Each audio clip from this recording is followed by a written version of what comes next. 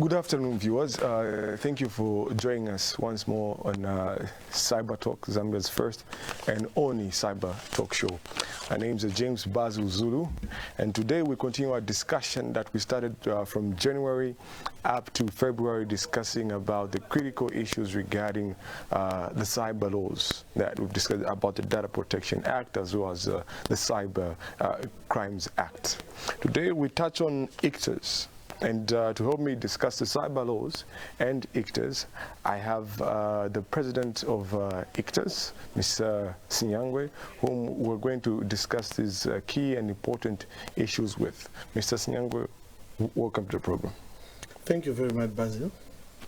Thank you for joining us. So first of all, I think the important question for me would be, what is want to know about ICTAZ. What is ICTAZ mandate and what is the purpose of ICTAZ? How was ICTAZ founded in that manner? Yeah, thank you very much.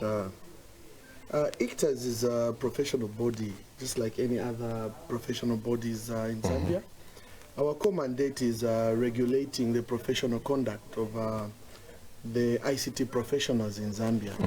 Not only the ICT professionals, but also the students who are studying ICT in higher learning institutions, as well as ICT firms that are registered under the Business Registration Act of 2011.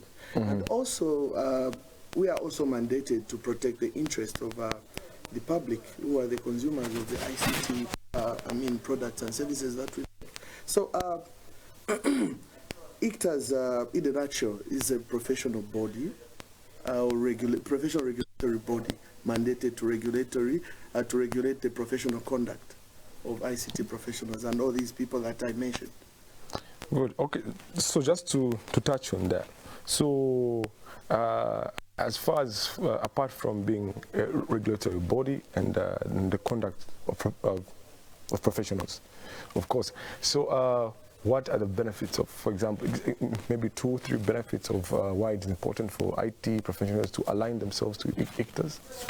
Okay, that's a question that we get almost every day, especially if we try to convince members to join the association. So there are a lot of benefits that you get by belonging to a professional body.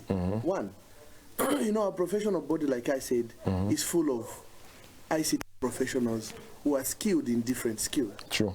So for you to learn and get exposed, you need to belong to such an organization, because no man is an island, and we know that ICT is very dynamic and it changes almost every day. Very true. So I'll be lying to myself if I say I'll just be working me as Clement, as Sinyangwe, and I'll be closed up with my organization and work. But I should belong to a certain network of people where I'll be made to interact with people. For example, we hold technical talks. I'm sure from now you'll be seeing these technical talks every month up to December. And these are thematic. We've created themes for each month. So we'll be calling, like, if we say this month is the cyber awareness month. So meaning we'll be inviting cyber security experts to come and talk, share their experiences and teach people. So meaning members can come and attend and benefit. And again, the benefits, not just on the members, again to gain that confidence by the employer that you are indeed, a professional, an ICT professional. You need to obtain that certificate from, ICT Association, and you can present that during your interviews and, in applying for a job, so that you're recognized. So recognition is another professional body. And again, there are situations where you find that these professionals are entangled in other problems. We've handled cases where somebody experiences unfair dismissal, and we've been called to go and speak on behalf of such a person. Yes, so as a professional body also, it's our mandate to ensure that we protect our professionals, especially when they've been treated unfairly.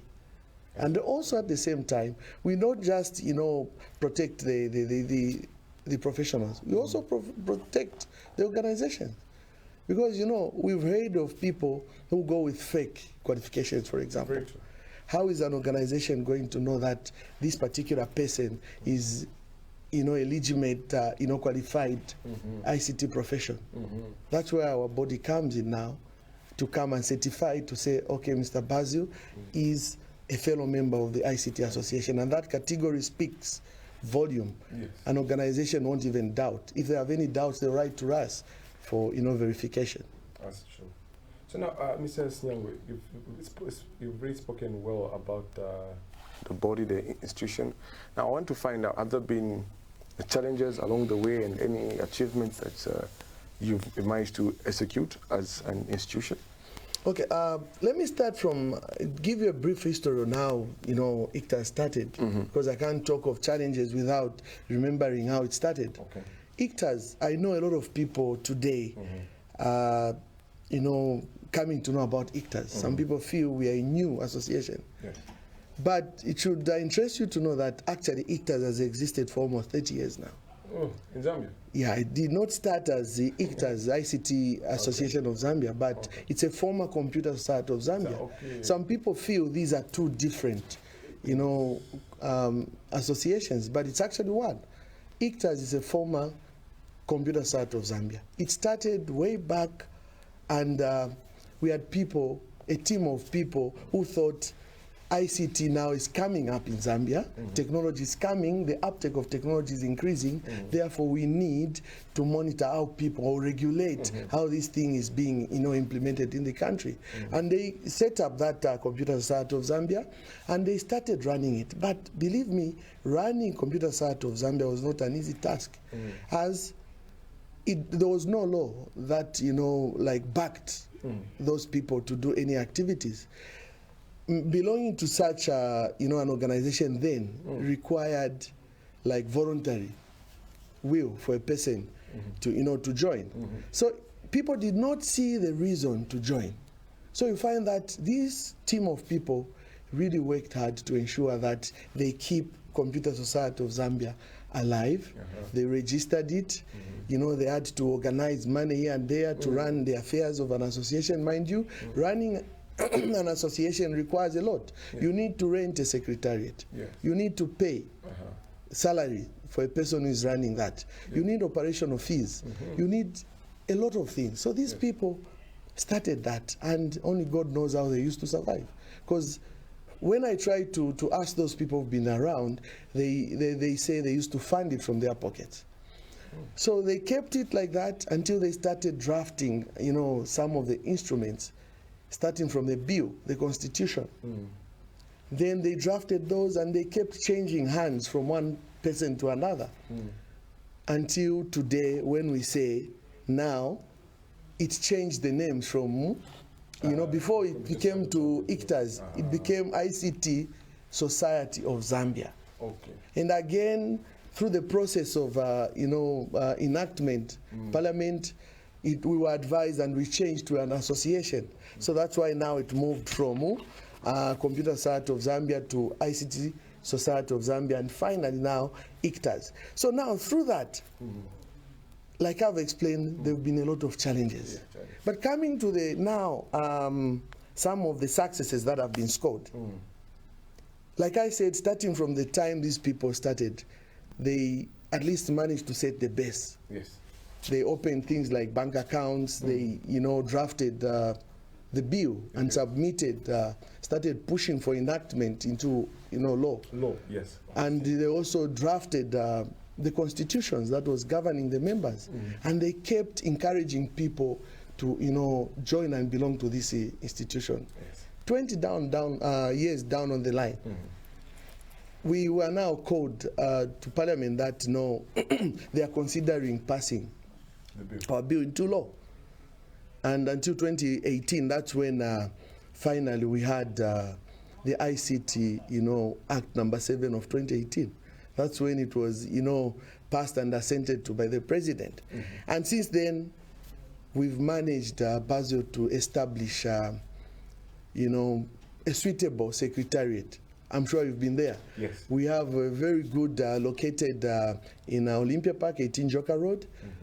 it's a very good place where you can hold indoor meetings, you can hold outdoor events. It's not easy. We're still struggling because our membership hasn't yet grown to that level where we'll say we are financially stable. Yes. We've employed about 4 people on full time. And employing people requires you to do a lot. We pay salaries, Yes. we pay statutory obligations, Yes. then we have the day-to-day running of operations. And on top of that, we have these executive members who needs to represent us in different, activities. Not only that, we've again scored another, success where we try to say, no, let's not be, sleepy. Let's not just be depend on membership fees. We decided to invest 300,000 worth of government bonds. That's 2 years ago. So we are thinking big. We want to be an association who will be investing in different things apart from just membership, depending on membership subscription. So we invested that, and on top of that, again, we've managed to draft the statutory instruments that will be supporting our operations, because we have the Act now, but the Act can't be used as it is. It's too wide. So we were advised that we needed to draft statutory instruments extracted from the Act to support it. So we've managed to draft about 3 SIs.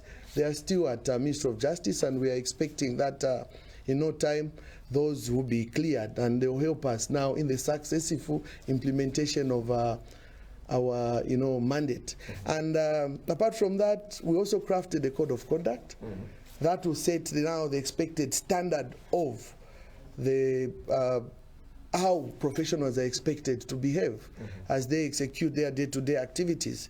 And apart from that, we also, did a new constitution based on the Act. On the Act, yes. Yeah. And the biggest thing we did also in the past 2 years, we crafted a strategic plan, because we realized an association like ours needs to have a strategic direction. So we had to craft a 4-year strategic plan, spelling out what we want to achieve at the end of 4 years. So that one is in effect. We drafted it, and this year, for the very first time, we extracted from that strategic plan the 2022 activities. Those are the ones we've highlighted to the members, and we'll begin implementing, now up to December. So those are some of the challenges and successes that we've recorded as ICTAZ. That's well put and well said, Mr. Sinyangwe. But now I want us to get into cyber security, these laws that we're going to discuss, cyber laws, and how it involves ICTAZ. But before we get into our discussion, viewers, we just go for a short break, and when we come back, we discuss now in detail the cyber laws and ICTAZ. Just a short break.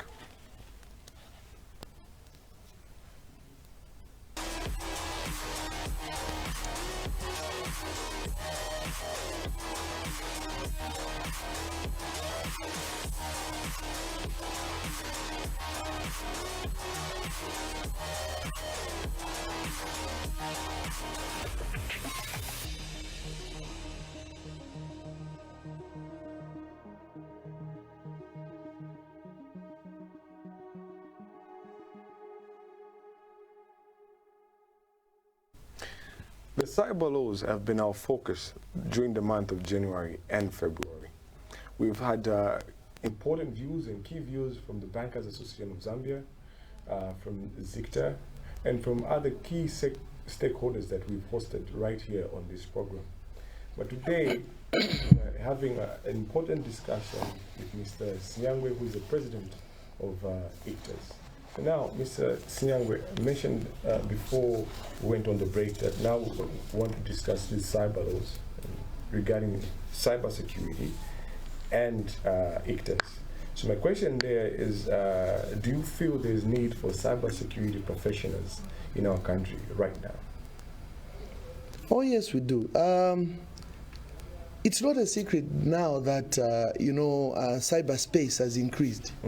And almost all the activities of the economy now in the country are dependent highly on or supported by technology, especially the internet. So when we talk of cyberspace, we see a lot of activities. Think of any economic activity which is being conducted without the use of technology. You find that there is none. So citizens of various age groups are now using, technology in, supporting their lives. Therefore, cybersecurity experts now are needed than ever. Why do I say so? The cybersecurity, possess those skills and, the skills to help in educating and creating awareness amongst the citizens who are the consumers of, the technology.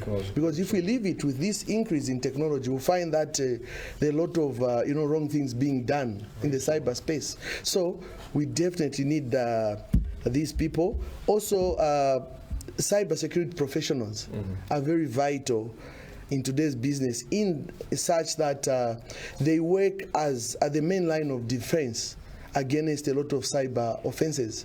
If we talk of, spamming, phishing, malware, viruses, we need cyber professionals to, combat such, activities. And also, I'm sure you've been hearing a lot of people being swindled. Yes. I think now online fraud is the nature of the day. It is the almost every day you wake up, you hear so and so has been swindled. Yes. So we need to up the game against fraudsters, and definitely the people who are right to do that job are cyber professionals who are ICT professionals. True. Now that brings me to an important point, aspect here. As an institution, as an association, do you have an integrated information security strategy that has incorporated cybersecurity? We do not have a formal strategy as yet. As I explained to you, I think we're at our growth stage, and we've been just moving in our transitioning from not being a formal association to now an association which is established by an act of parliament. Therefore, we need a lot of tools to be in place. But what I would tell you, Baz, is we possess the skill. And where there is a skill, anything is possible. Very true. So we are surrounded by experts. Our association is full of experts with skill. So developing such strategies, it shouldn't be a problem to us. But the one informal strategy I'll tell you is what we are doing right now. We've made ourselves available and partnering with almost everyone who are responsible in ensuring this cyber is protected. Yes. So we make ourselves available. We are called to go and offer talks. We are called to go and offer solutions and advice. The ministry is one, part of, the people that we're working with. Okay. We've been recognized as an integral part of the ministry. So whenever they spark out this campaign of cyber, awareness, we will be part of them. That's very good, very interesting. Yeah. Now, since you've mentioned that, what is the body's stance as an association? What is the ICTAZ stance on cybersecurity in Zambia? Well, that's a very good question. So like I said, right now, at the time we're living, we are highly dependent on technology, and we are playing in the cyberspace. So definitely, cyber laws are inevitable. We need cyber laws like any other countries that you may, think of. So, as earlier alluded, most of our economic activities are dependent on the use of technology. And if we were to do an audit, we would discover that it's very difficult for anyone to do without use of technology-specific ICTs. So, when we talk of technology, the internet use comes into consideration, and that's the cyberspace we are discussing. So to say the least, our stance is that cyber, security is much needed to help us manage the cyberspace and help, manage these cyber offenses that are being committed every day. So we can't do without cyber laws. We welcome the cyber laws, and they're highly needed. As ICTAZ, that's our stance. I like your stance and I like your view. Now, in our country, there's been a development of digital transformation.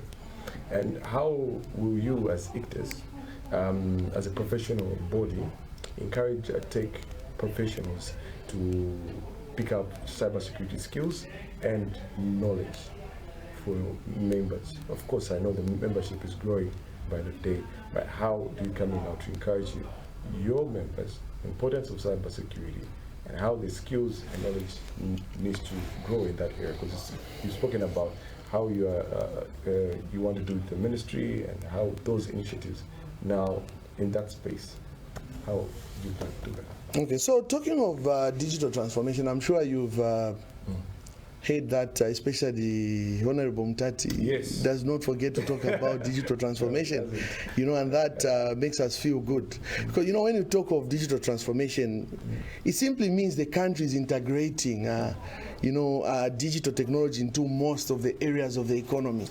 So suffice to say, we are changing how we operate and deliver value to the customers. So, what does that mean for ICTAZ? Yeah, our members will have now a lot of work to do, because for us to transform, to do digital transformation and change the economic activities to digital, meaning our members needs now to do a lot of innovations to support these activities. Very true. So you find that our members are people who now develop these, softwares and applications that are being used.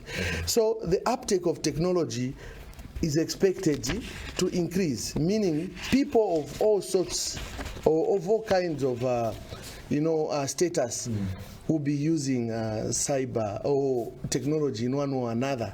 So this also means that we expect a lot of cyber offenses being committed, because the more the technology increases in a country, the more cyber offenses are also committed. True. I'm sure going back, it was rare to hear that somebody has been swindled online. Somebody has lost money through mobile money. Somebody, was hacked into. Why? Because we had only few people depending on technology. But now, our phones are the bank accounts.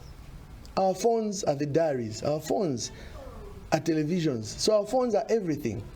Meaning we are highly dependent on them. Meaning 3/4 of the time, we are in the cyberspace. That's very true. So, as a regulatory body now responsible for regulating ICT professionals, this is where our work comes in. We have to ensure that our members develop these innovations and they exercise professionalism and integrity as they do this. Because, it's easy for people to start using other tricks to disadvantaging people, because we have a skill. Believe me, it's not easy for a person who does not know ICT to come and know that, this application, was created and steal something from the people. So if we let it loose, meaning people will be disadvantaged. But that's why we come in to ensure that there is professionalism in the way we are doing these things, and our members are monitored and guided. We set up the rules that will ensure that if you are found wanting, these are the penalties, or this is what will happen. Just like it happened in the banking world. If you see that you bounce a check and you're a banker, what happens? You're liable by law. It's a very big crime, actually. So similar to us, we ensure that anyone who is found wanting or committed some deliberate offenses will be subjected to disciplinary procedures as enshrined in our disciplinary code. Yeah, and we need to take action against any member who is, beyond any reasonable doubt, is, caught to be, involved in any illegal activities, concerning cyber. Space. Yes. So speaking of members, do you keep your members and your staff up to date with any information security changes, information security risks, best practices, or even policy changes? Yeah, you remember I mentioned that our 2022 planner has outlined a lot of activities. Part of the activities is we intend to have monthly technical talks. Those talks are meant to ensure that we keep our members updated. So if we come across any emerging issues, those will be taken to the table to be discussed amongst the members. And we invite experts to ensure that they come and speak to our members. So we'll be doing this continuously. Right now, we've been doing, but not at a very, high level, but we've been trying to do here and there. But now we expect to now up our game and ensure that come next year, I think this will be the order of the day. We'll ensure that at least every day or every week, a security tip is posted on our, social media platform, the pages. Then we ensure that we hold these beneficial talks. We go to schools to create awareness against cyber, offenses to the students, and also go to the grassroots, because we intend to go as far as primary schools to ensure that we start spreading the cyber security from that level, so that as people grow, they grow with that in mind. So we are not I wouldn't say we are doing as we are supposed to do, but as we put our house in order, because like I said, it's the first time that we're having these statutory instruments that will help us, achieve the compliance that we need. And also, we've been developing strategies now on how to up our awareness against these things. So the members will be updated frequently now, starting now onwards, because we've even circulated the activity plan for 2022, so they're able to see that, okay, at this particular month, we have such a discussion in Kitwe, and they can make time to come and, listen from us. That's very good. That's very interesting, Mr. Sinyangwe. So now I want us to go for a short break, and when we come back from a short break, I want to find out what was ICTAZ's role in the development of the cyber laws, and we're going to discuss each of these laws individually, how they're going to affect tech professionals. So let's go for a short break, and when we come back, those are the discussions that we're going to have with Mr. Sinyangwe. That's a short break, please.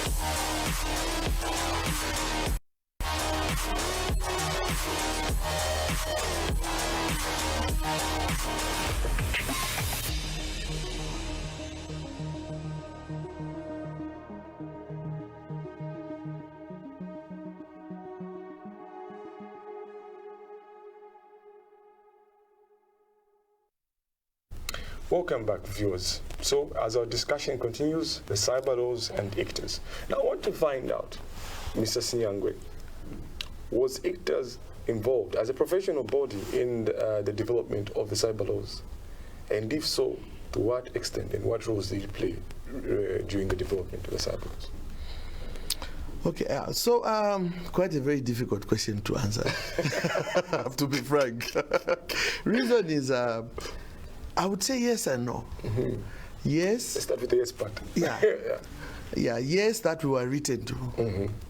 And we were asked to provide inputs and, review and provide inputs. I said no because we were not given enough time. Okay. So we have given very little time to look at these. When you look at the magnitude of the law that we're talking about, they are very important to a nation, like we've discussed. So what happened was we were given very little time, and we were a member-driven association. So we do not make decisions in the boardroom where we just sit as executive. We say, okay, guys, this is what we're going to do. Whatever we receive, we subject it to the members. So such a law required us to have enough time.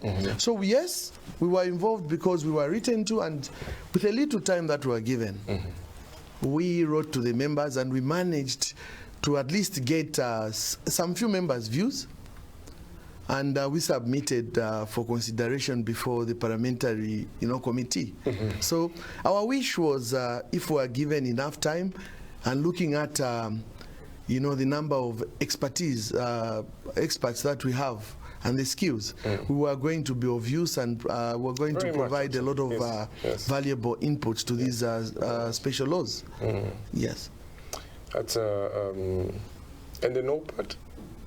Yeah, no, I meant because a lot of members feel they were left out in the review process, because at a time when we receive like now, and we say, okay, guys, tomorrow at 16 hours we have, and we expect inputs up to 21 hours. So it's very difficult to find, if your membership is 1,000, then we get input from 200 people, or even say 50 people. I mean, some people feel they did not play a part. But as ICTAZ, we were written to. So I wouldn't say we did not participate. We participated because we were written to, and we gave within the shortest period of time we were given. At least we managed to submit. Yes.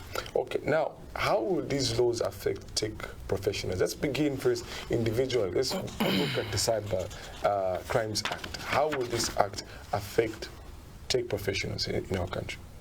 Yeah, to start with, let's agree that these laws are new. In our country. So the cyberspace laws are very new, and like we discussed in the beginning, I think they never existed, and we had very little to do with cyber issues. Cyber issues, yes. So it will we are affected as professionals because now we are at a point where we require a lot of skills in cyber security. And when we look at our general membership, I think very few people are specialized in cyber security. Very true. That's true. So that's a challenge, number one. So we are challenged to ensure that we now pick up this, and we encourage most of our members now to start developing skill in cyber security. So that's a challenge. When it comes to the second act that you asked, the Data Protection Act. Yes. If we look at the current setups in corporate world, we do not have positions in these organizations such as data inspection officers, data protection officer. So where are we going to find people to head or to carry out these inspections? Again, that's another challenge, because we expect people who are skilled in inspecting the happenings in the cyberspace. So it's a very big challenge which we shouldn't throw away, but as an association, we should embrace it and see it as an opportunity, because it has given birth to another field of study. Person as I speak, Basil, I've decided to pursue my PhD in cybersecurity. That's very interesting. And specifically, I'm not going too technical, but I'm looking at the application of ethics in the use of ICTAZ. So I was challenged by the introduction of cyber laws. And I thought there are very few people with such skills. So I'm still struggling to find the local literature on how I can, shape my studies. But I believe I'm on the right track. And with these discussions we're having, I think something will be done. So it's a challenge, but we will overcome it as an association. Well put and well said. So do you think there should be any amendments made to these acts, and if so, why? Well, let's look at ICT in general. ICT is very broad, and nothing should be dynamic or should be static. But we expect things to be dynamic. Yes. So those laws were created, but we know that ICT, a lot of things changes Evolving. almost every it's evolving. second. Yes. Right now, as we speak, there are new innovations coming on board. Very true. There are a lot of, new cyber offenses being committed. Yes. But since the laws were enacted, already it's been a year. So, yes, looking at the cries of the citizens, because it's not just one. I'm sure if you go, it's in open. Yes. You go to the cyberspace, you find that a lot of people have complained that they did not have a lot of input into the laws. The laws. So there is no harm in the government at an appropriate time to, try to revise some of These the provisions of these laws. Yes, because we need to be changing, regularly, because this is not a law that you can have in place for 15 years and just say, okay, we have the law that was introduced in 2021 and stay with it. I think we expect, as technology is changing, new things are coming. Yes. So we need to be revising them regularly. Yes. Very, very, very true. Well said and well put. And of course, you've mentioned because of the evolving of technology and some sections not saying they were given ample time or opportunities to actually come in and participate fully in the development of these laws. Are just one of the things why we need to, maybe the government should look at ways in which we can involve other people and actually amend these things. But anyway, very important question for me, which is important. You being here, being the president of ICTAZ, very important body. Do you believe there should be something that should be done to bridge the gap between cyber safety and raise the importance of cyber security awareness in our country, considering that now we are...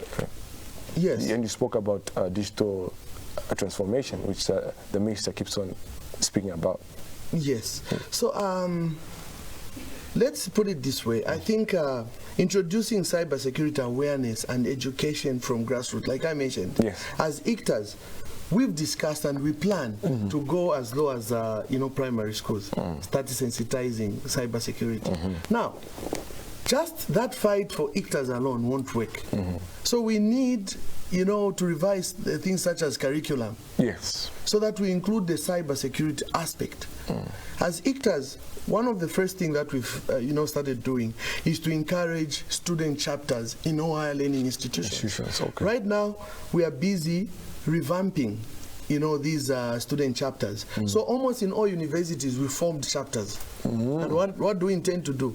We'll be now taking a lot of activities ranging from cybersecurity. Sometimes you find that we might even task the people from university, the students, to go and help us do awareness in primary schools. Very true. And also, this may include considering also, like I mentioned, revising the curriculum so that you make it mandatory for everyone, for everybody to learn cybersecurity. That will help us bridge, the gap and raise the awareness that is needed in the cyberspace. So that also speaks to what you are doing as a body in ensuring that people are protected and safety, because we know many people have been falling prey to these scams via mobile phone, SMSs, and is that part of what you're doing, the importance of raising awareness for these things?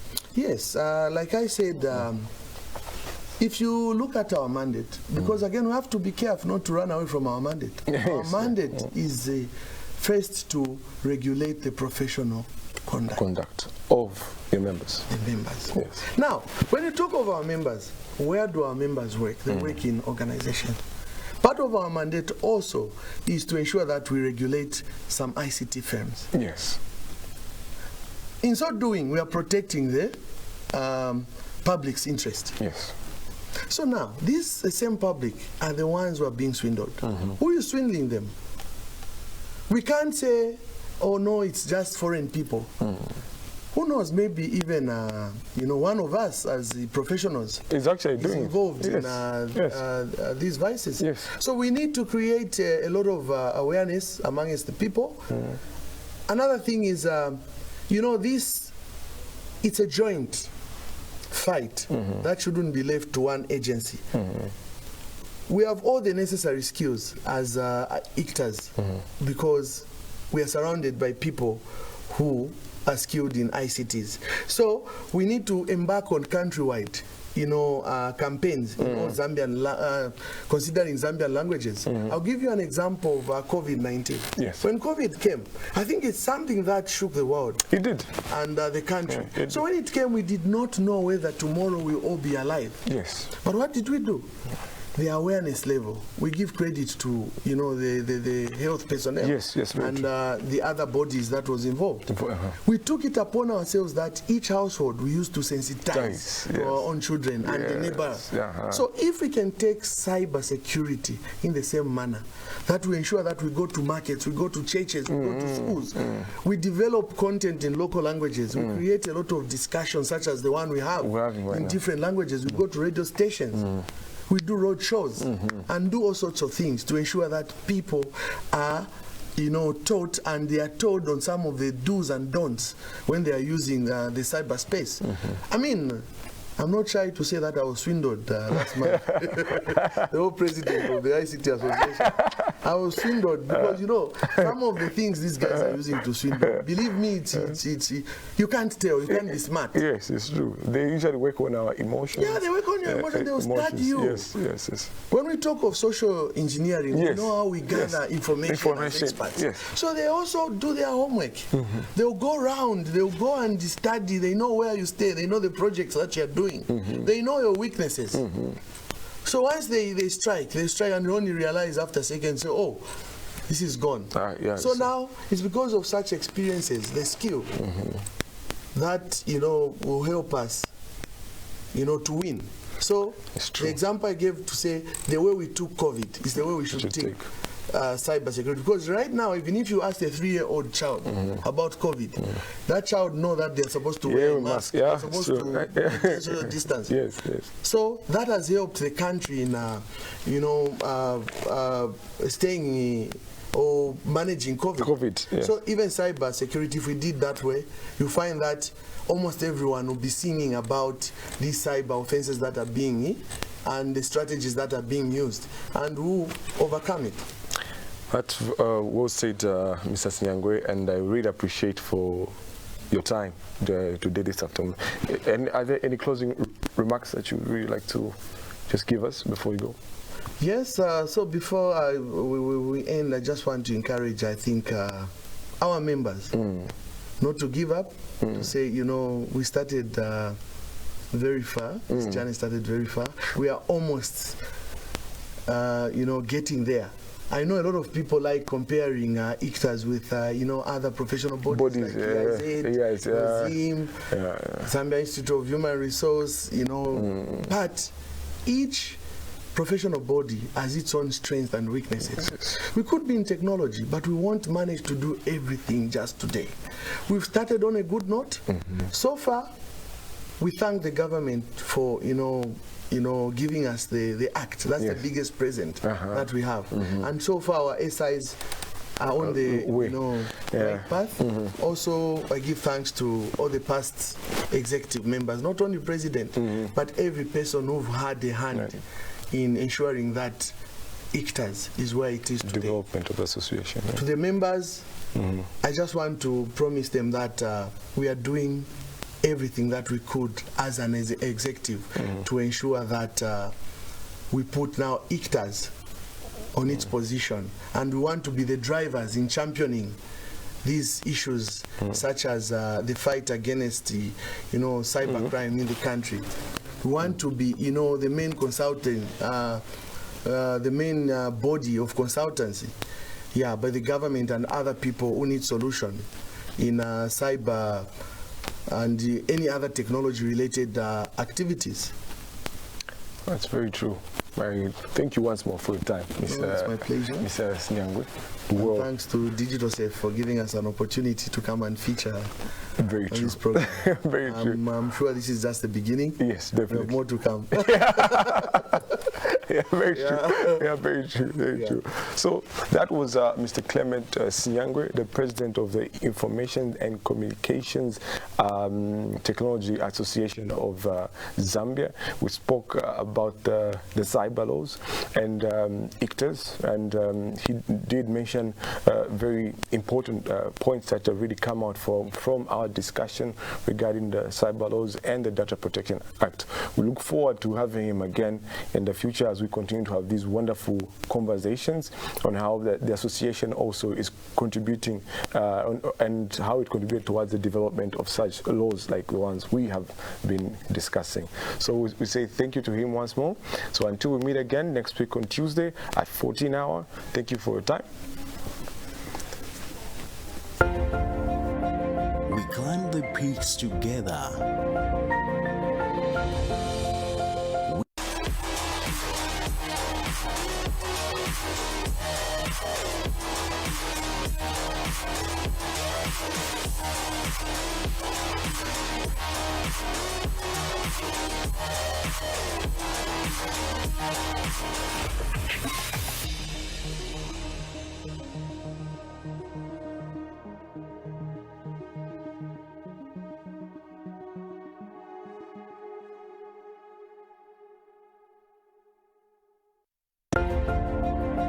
We climb the peaks together.